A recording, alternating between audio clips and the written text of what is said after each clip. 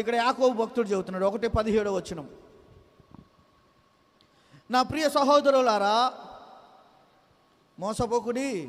శ్రేష్టమైన ప్రతి ఈవియు సంపూర్ణమైన ప్రతి వరమును పరసంబంధమైనదై జ్యోతిర్మయుడగు తండ్రి యొద్ద నుండి వచ్చును.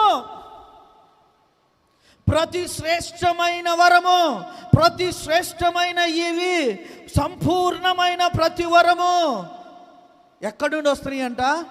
పర సంబంధమైనవి, దేవుని దగ్గర నుండే వస్తున్నవి.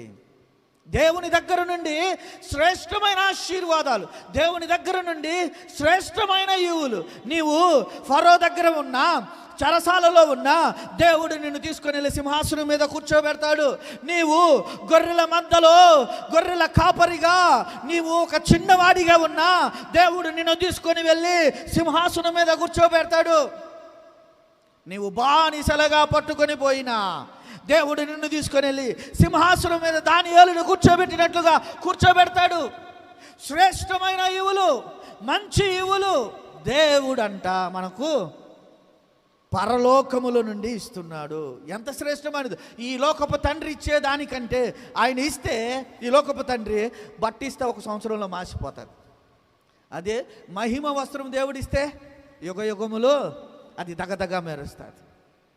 ఈ లోకపు తండ్రి ఒక మంచి బిర్యానీ అన్నం పెడితే అది సాయంత్రం కెల్లారిగిపోతుంది.